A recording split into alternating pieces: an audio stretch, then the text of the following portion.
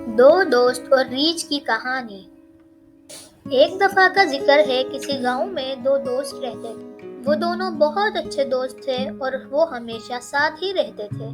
एक दिन वो दोनों साथ में जंगल की सैर के लिए जाने का सोचते हैं और वो जंगल की सैर के लिए निकल जाते हैं। और जिस जंगल की सैर के लिए वो जा रहे होते हैं वो बहुत खतरनाक जंगल होता है और ये बात इन दोनों को मालूम होती है कि यहाँ कभी भी कुछ भी हो सकता है। इसीलिए ये दोनों साथ रहने का फैसला करते हैं और कहते हैं कि हम में से एक को भी अगर कुछ भी हुआ तो हम एक दूसरे की मदद करेंगे और किसी एक को भी अकेला नहीं छोड़ेंगे। वो बात ही कर रहे होते हैं, इतने में पीछे एक रीछ इन दोनों की तरफ आ रहा होता है। उनमें से एक दोस्त को दरख्त पर चढ़ना आता था तो भागकर दरख्त पर चढ़ गया और दूसरे दोस्त को दरख्त पर चढ़ना नहीं आता था तो वो अकेला रह गया।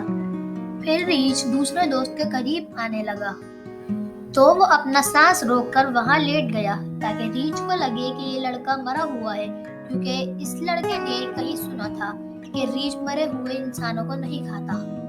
फिर रीछ उसे सूंघने लगता है और वो इसे सूंघ कर वहां से चला जाता है।